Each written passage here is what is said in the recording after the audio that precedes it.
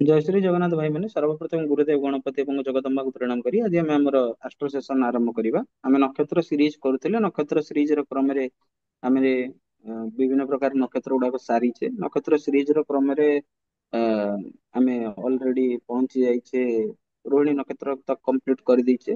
ଆଜି ଆମେ ପଢିବା ମୃଗଶିରା ନକ୍ଷତ୍ର। କୌଣସି ନକ୍ଷତ୍ର ଭିତରେ ପଢିବାକୁ କାହିଁକି ଆମେ ଏତେ ନକ୍ଷତ୍ର ର ସ୍ପେସିଫିକେସନ ଗୁଡାକୁ ଏତେ ଡିପଲି ଷ୍ଟଡି କରିଛେ, କାରଣ ଯେତେବେଳେ ଯୋଉ ନକ୍ଷତ୍ରରେ ଆମର ଚନ୍ଦ୍ର ରହିଯାଏ ସେଇ ନକ୍ଷତ୍ରଟି ଆମର ରାଶି ହୋଇଯାଏ ଏବଂ ପ୍ଲାନେଟ ମାନେ ଗ୍ରହ ଗୁଡିକ ଯେକୌଣସି ଭାବରେ ବସିଲେ ମଧ୍ୟ ସେ କୌଣସି ଗୋଟେ ନକ୍ଷତ୍ରରେ ବସିଥାନ୍ତି। ତେବେ ଯେତେବେଳେ ପୁରୁଣା ଯୁଗରେ କୌଣସି ଭାବର କନସେପ୍ଟ ଆଡଭାନ୍ସଡ ଆଷ୍ଟ୍ରୋଲୋଜି ସେସନ ଆରମ୍ଭ ହେଇନଥିଲା, ସେତେବେଳେ କେବଳ ନକ୍ଷତ୍ରକୁ ବେଶ କରିକି ହିଁ ଫଳାଦେଶ ବା ପ୍ରେଡିକ୍ସନ କରାଯାଉଥିଲା। ତେଣୁ ସେଇ ପର୍ଯ୍ୟାୟ ପାଇଁ ଆମେ ଗୋଟେ ନକ୍ଷତ୍ରର ବିଷୟରେ ଜାଣିଲେ ସିନା ଆମର କୋଉ ପ୍ଲାନେଟ କୋଉ ନକ୍ଷତ୍ର ବସି କିଭଳି ଭାବରେ ତାର ରୂପରେଖ ରହିବ, କିଭଳି ଭାବରେ ଫଳାଦେଶ ହବ। ନକ୍ଷତ୍ର ପ୍ରେଡିକ୍ସନ ଯେତେବେଳେ ଆମେ ପଢିବା, ନକ୍ଷତ୍ରକୁ ବେଶ କରି ଫଳାଦେଶ ଯେତେବେଳେ ଆମେ ପଢିବା, ସେତେବେଳେ ଜାଣିବା। ସେଥିପାଇଁ ଏବେ ଆମେ ପ୍ରିଲିମିନାରୀ ପ୍ରତ୍ୟେକ 27ଟା ନକ୍ଷତ୍ର ଇନକ୍ଲୁଡିଂ 28 ନକ୍ଷତ୍ର ଅଭିଜିତ ନକ୍ଷତ୍ର ବି ପଢିବା ଏବଂ ସେଇ ବିଷୟରେ ଭଲସେ ଡିଟେଲି ଜାଣିବା। ସେଇଥିପାଇଁ ଆମେ ନକ୍ଷତ୍ର ସିରିଜ ଟାକୁ ଆରମ୍ଭ କରୁଛେ। ତ ଆଜି ଆମେ ମୃଗଶିରା ନକ୍ଷତ୍ର ବିଷୟରେ ଜାଣିବା। ମୃଗଶିରା ନକ୍ଷତ୍ର ହଉଛି ଫିଫ୍ଥ ନମ୍ବର ନକ୍ଷତ୍ର, 5 ନମ୍ବର ନକ୍ଷତ୍ର ଏଇଟା।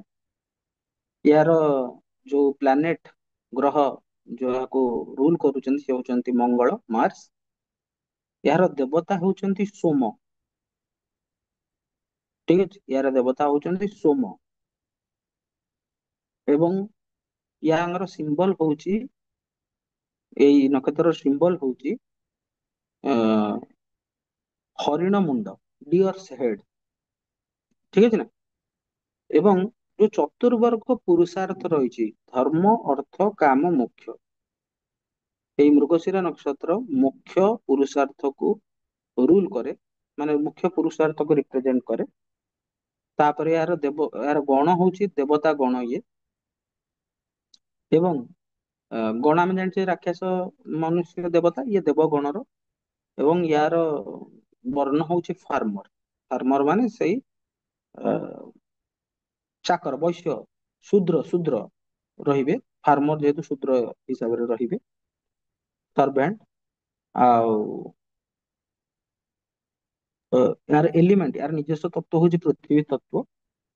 ଯୋଉ ବ୍ରହ୍ମା, ବିଷ୍ଣୁ, ମହେଶ୍ଵର ଅଛନ୍ତି, ପ୍ରତ୍ୟେକ ନକ୍ଷତ୍ରକୁ କିଛି ନକ୍ଷତ୍ର ତ୍ରିମୂର୍ତ୍ତି ତ୍ରିଦେବଙ୍କ ଭିତରେ ଡିଭାଇଡ ହେଇଛି। ତେଣୁ ଏ ନକ୍ଷତ୍ରର ଅଧିପତି ହଉଛନ୍ତି ବିଷ୍ଣୁ। ଏବଂ ଆନିମଲ, କୋଉ ପ୍ରାଣୀ ରିପ୍ରେଜେଣ୍ଟ କରେ ମୃଗଶିରା ନକ୍ଷତ୍ରକୁ?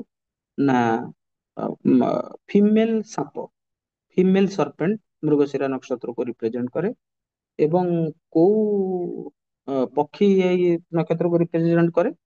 ନା କୁକୁଡ଼ା, ହେନ୍, ହେନ୍ ଯୋଉ କହୁ ମୃଗଶିରା ନକ୍ଷତ୍ରକୁ। ଆପଣ ମାନେ ଜାଣିଥିବେ ଯେ ମୃଗଶିରା ମାର୍ସ ମାନେ ମଙ୍ଗଳଙ୍କୁ ଆମର କାର୍ତ୍ତିକଙ୍କ ସହିତ ତୁଳନା କରାଯାଇଛି। ଆଉ କାର୍ତ୍ତିକଙ୍କର କେବଳ ମୟୂର ବାହନ ନୁହଁ, କୁକୁଡ଼ା ବି ବାହନ। ଠିକ ଅଛି ନା। କୁକୁଡ଼ା, ଗଞ୍ଜା, ଠିକ ଅଛି ନା। ତ ଏଇଠି ଗୋଟେ ଜଷ୍ଟ ମନେ ପଡିଲା ବୋଲି କହିଲି, ଏଇଟା ମନେ ରଖିବା ପାଇଁ। ଏବଂ ଗଛ ହିସାବରେ କଚ୍ ଟ୍ରି, CUTCH, ଠିକ ଅଛି ନା।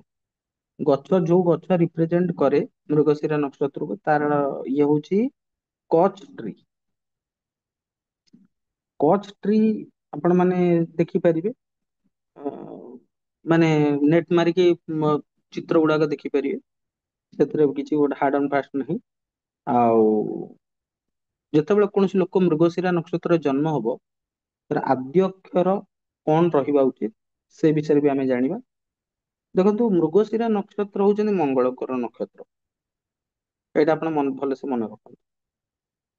ତେଣୁ ମୃଗଶିରା ନକ୍ଷତ୍ରର ଯୋଉ ଲୋକମାନେ ମୃଗଶିରା ନକ୍ଷତ୍ରରେ ଜନ୍ମ ହେବେ, ତାଙ୍କର ନାଁ ରହିବ ଭେ, ଭୋ, କା, କି।